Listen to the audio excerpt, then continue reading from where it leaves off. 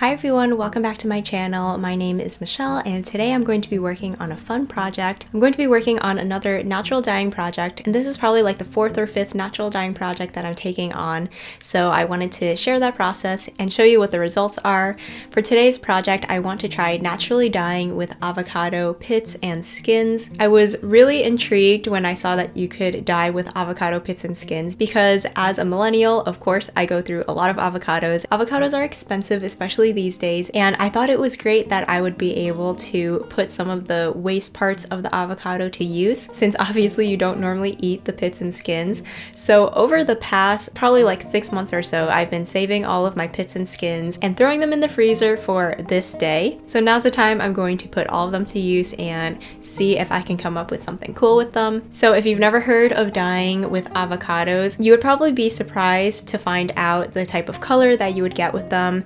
I think probably most of us would think that you would get like a green or brown color from them, but they actually give like a pinkish orange color, which I think is really interesting. If you use just the pits versus just the skins, or the other way around, you will get like different kinds of tints and hues. I believe the skins will give you more of like a pink color and the pits will give you more of an orange color.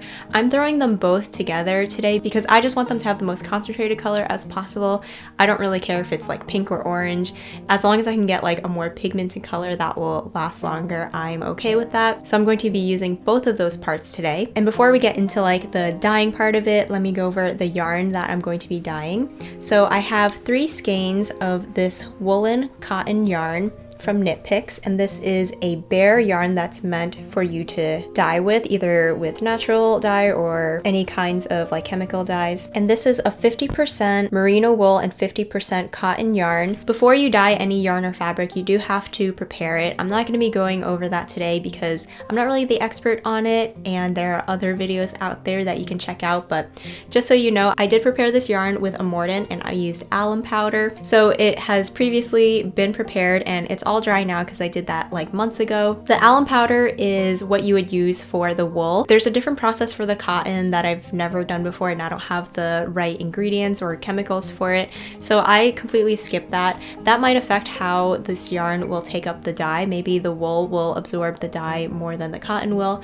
but I'm okay with that because I think it'll be interesting to have some sort of variation. If like 50% of the content takes up the color better than the other, it will kind of maybe look like my yarn is marled, which I think is pretty cool.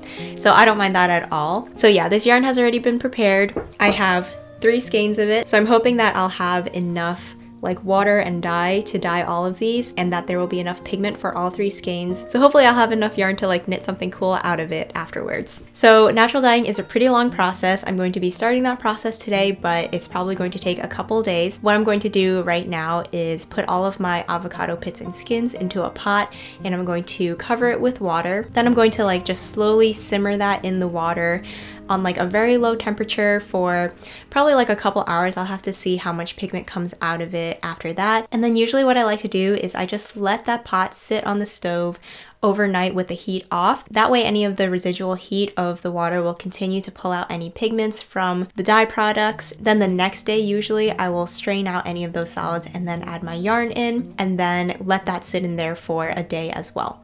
So it will be a couple of days in the making and we'll just see what we end up with. I'm really excited and I hope that I get a nice like pinky orangey color out of all this. So let's get right to it and we'll see what happens.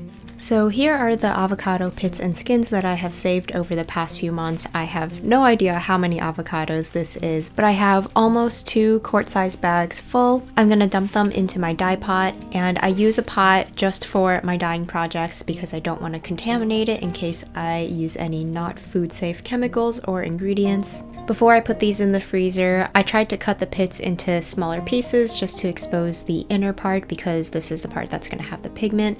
And you can see that after I've cut especially the pits, you can already start to see some of that orange pigment that we're trying to extract.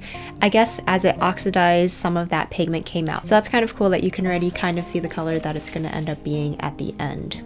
I'm sure that there's an ideal ratio of dye matter to yarn or fabric that you're going to dye, but I definitely am not following any sorts of ratios. My avocado pits and skins did fill my pot almost halfway full, and then I'm just going to fill the rest of the pot with just plain water. I wanted to make sure that I at least had enough volume of water that I'll be able to cover my 3 skeins of yarn later on after I've strained everything out. So now this is going on the stove, and I'm going to start heating this up until it's just at a very low simmer. Here it is about half an hour later. You can see that it is just barely steaming right now, but the water is already starting to get a little bit darker. And here it is another hour later. You can see that the water is even darker now, and I have kept the heat on this entire time to extract those pigments. Now I'm just going to turn the heat off, leave the pot on the burner on the stove, and just let that naturally cool down for 24 hours. The next day, the liquid has cooled down, and what I like to do at this point is I'll do a quick little check to make sure that I think there's going to be enough pigment to actually dye anything. So I just dip a little piece of paper towel and take that right out, and you can see that immediately there's some color on it. It's not very dark since I only dipped it for like a second, but at least I know that there's pigment there, so I think we're good to go. So now the next step is to strain out all of the solid dye matter. I'm going to strain it out into a bowl, and you can see as I pour it, there is a lot of color in that liquid. It's kind of hard to see when it's in the pot, but when I'm pouring it, you can really see a lot of that orangey color, which is really cool.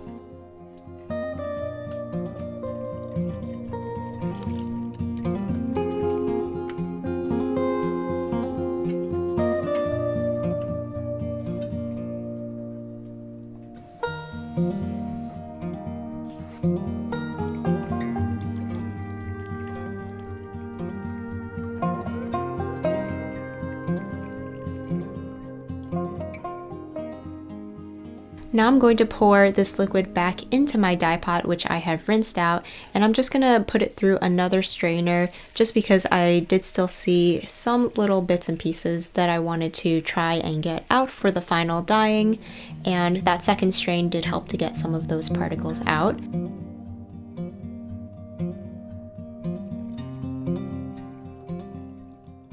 And now it is time to finally put our yarn into this finished dye liquid. It's probably best to prepare your yarn or fabric by soaking it in some warm water first. I completely forgot to do it this time, so I'm putting it into my dye pot just dry, and you can see that it takes a little bit of effort in the beginning to kind of like push it into the liquid because it doesn't really want to absorb it at first, but immediately when I put it in, you can already see that it's starting to take up some of that color, which is really nice. So I'm gonna lay my 3 skeins of yarn in there and just really gently push it down with my spoon. And it's going to resist at first and kind of float to the top.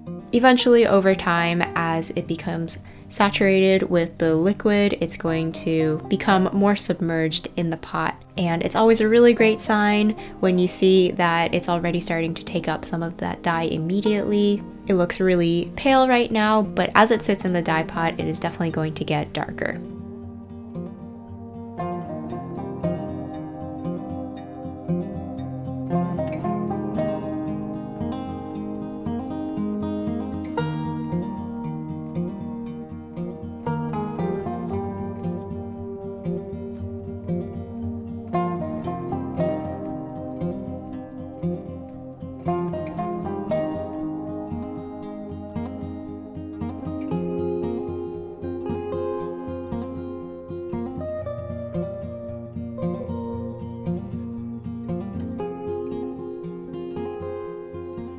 Once I've put my 3 skeins of yarn into the dye pot, I'm going to cover this up and just let it sit overnight. You can heat it up very gently if you want to, but if you do that, just make sure you don't like stir or move around your yarn very much, especially if you're using wool, because that can felt your yarn or fabric. So I'm pretty much just going to push my yarn in and leave it alone for the next day. Every once in a while, I might try and give it like a little stir or push it down a little bit more, because especially in the beginning, you'll see that a lot of the strands that are on the outside of the skein will pick up the dye, but the inner parts of the skein where it's a little bit tied up, sometimes the dye has trouble getting into those inner parts. So I'll try and kind of like separate out the strands a little bit to make sure the dye can reach all parts of each of these skeins of yarn.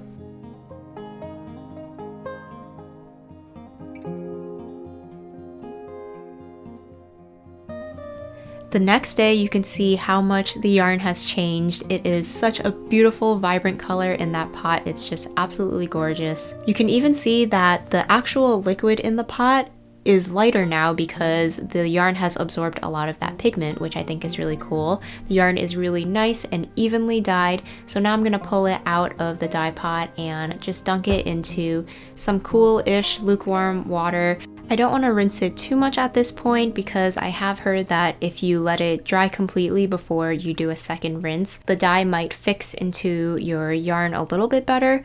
So I'm just trying to get any of that like really surface level colored water out of the yarn, and then I can do a more thorough rinse later on after I've let this dry completely.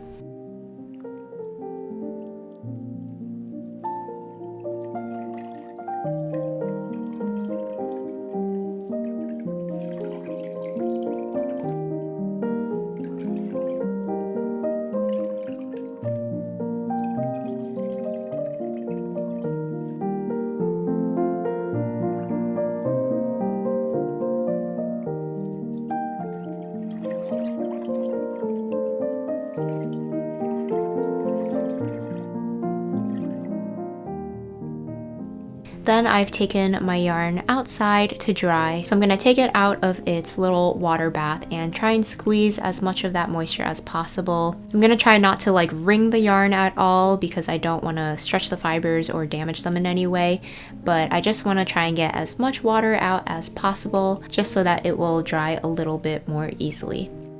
I'm gonna drape this somewhere outside. I'm draping it over a chair. Sometimes I like to hang it in a tree, which I think is really adorable. It really makes it look like you live in some kind of like fairy cottage. But today a chair will have to do since I have a lot of skeins of yarn. And right now I have it positioned in the sun, but I will move it out of direct sunlight because sunlight does fade color very quickly, whether it's natural or chemical. So I'm gonna move it into a shaded area to air dry.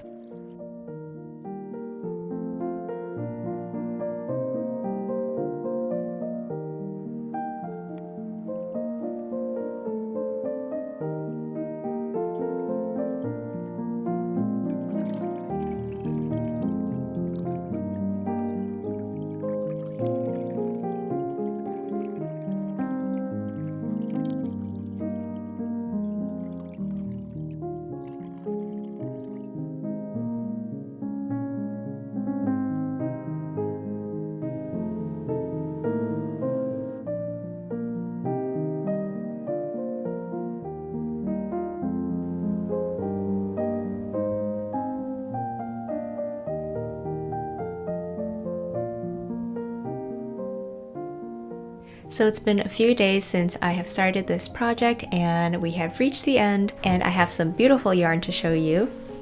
So here is the finished result of this avocado natural dye experiment. I think it came out so beautifully. This color is kind of like a very orangey, peachy kind of color, kind of like a very, very muted salmon. I think it is a beautiful color. I think the yarn also took up the color very evenly. There was no streaking like I thought that there would be.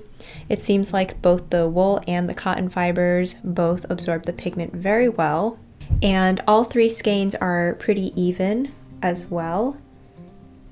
So I think they'll be great just used all together for a project. I think what I'm going to do with this is knit up a cozy classic raglan by Jessie May, because I think the amount of yarn I have is going to be enough for that, and it would be really nice to get like a lightweight kind of sweater out of this, because since it's half merino, half cotton, that will be like a really nice springtime kind of fabric once it's all knit up. And I am just so happy with how beautifully this turned out. Hopefully the color will be pretty light fast. We'll just have to see how it goes as time goes on. Natural dyes do tend to fade a little quicker than chemical dyes, but overall I'm super happy with it.